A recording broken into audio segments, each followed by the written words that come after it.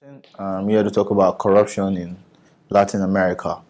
Jose Yugas, the chair of Transparency International, said one time, in too many countries, people go to bed hungry. They're denied the basic amenities because the powerful have decided to live lavish lifestyles and they don't just care about the poor. In a corruption perception index in 2016, we found that El Salvador is at the top of the list of corrupt countries in Latin America, while Venezuela is at the list at the bottom of the list.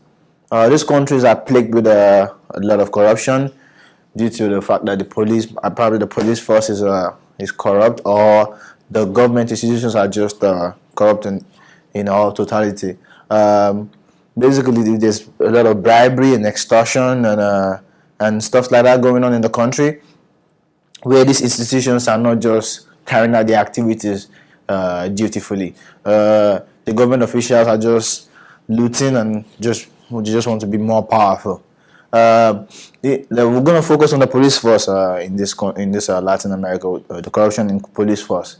This corruption has caused a lot of anxiety amongst people because they can't rely on the police force anymore, and then they have to rely on on jungle justice and things like that. For in Venezuela, for example, there's a kind of like a civil war going on where the people are fighting each other because of the police are fighting the people, because they've turned them against each other.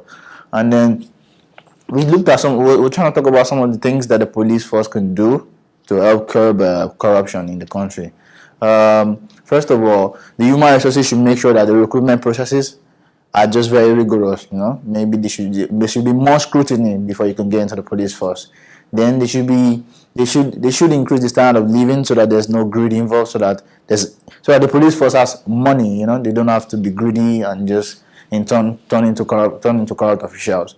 And then I think there should be oversight and accountability. They should be able to report to some people. When you're accountable to someone, I guess you'll be able to act accordingly. So there should be oversight. The oversight should consist of it should be mixed with government officials and people, so that you can represent each faction, and stuff like that. And also retirement benefits for police officials.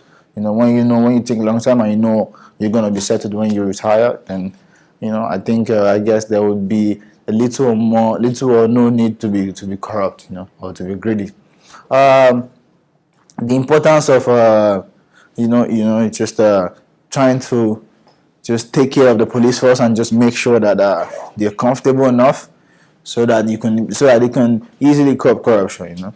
I know it's very hard to totally eradicate corruption, but these few steps can help reduce it, and in a few years or in time can just help eradicate it slowly.